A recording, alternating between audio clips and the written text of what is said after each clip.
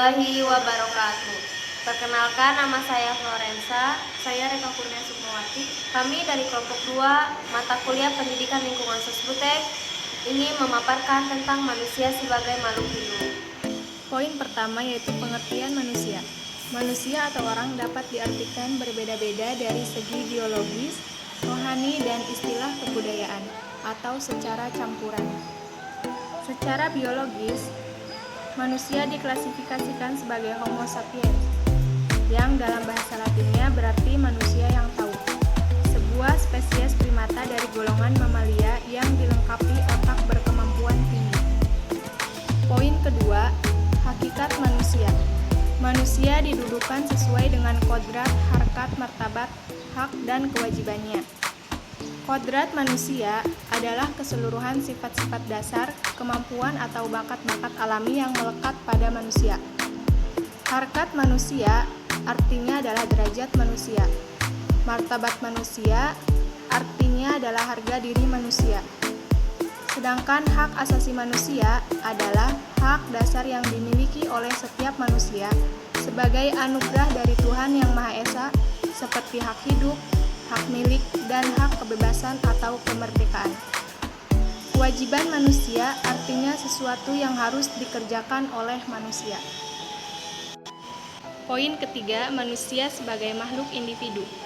Individu adalah seorang manusia yang tidak hanya memiliki peranan khas di dalam lingkungan sosialnya, melainkan juga mempunyai kepribadian serta pola tingkah laku spesifik dirinya. Setiap manusia memiliki keunikan dan ciri khas tersendiri. Tidak ada manusia yang sama persis. Dari sekian banyak manusia, ternyata masing-masing memiliki keunikan tersendiri. Seorang individu adalah perpaduan antara faktor genotip, yaitu faktor yang dibawa sejak lahir atau keturunan, dan yang kedua faktor fenotip, yang artinya lingkungan, yang merujuk pada lingkungan fisik dan lingkungan sosial. Poin keempat, manusia sebagai makhluk sosial. Manusia sebagai makhluk sosial tidak dapat hidup sendiri, tapi sangat membutuhkan peran orang lain. Karena kita hidup di dunia ini saling membutuhkan satu dengan yang lainnya. Dalam buku pengelolaan lingkungan sosial tahun 2005, sebagai makhluk sosial, manusia tidak pernah bisa hidup seorang diri. Manusia membentuk pengelompokan sosial di antara sesama dalam upaya mempertahankan hidup dan mengembangkan kehidupan. Poin kelima, interaksi sosial. Interaksi berasal dari kata inter dan action.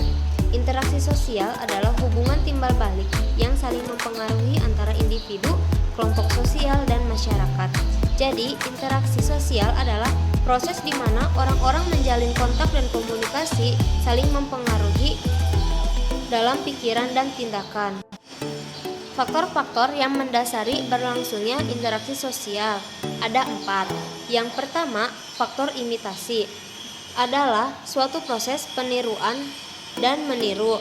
Yang kedua, faktor sugesti adalah suatu proses di mana seorang individu menerima suatu cara penglihatan atau pendoman tingkah laku orang lain tanpa dikritik terlebih dahulu. Yang ketiga, faktor identifikasi dalam psikologi berarti dorongan untuk menjadi identi atau sama dengan orang lain, baik secara lahir maupun batiniah. Dan yang keempat, faktor simpati. Perasaan tertariknya orang yang satu terhadap orang yang lain.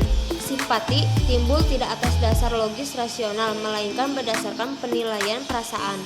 Seperti juga pada proses identifikasi. Sekian dari kami, kurang dan lebihnya mohon maaf. Wassalamualaikum warahmatullahi wabarakatuh.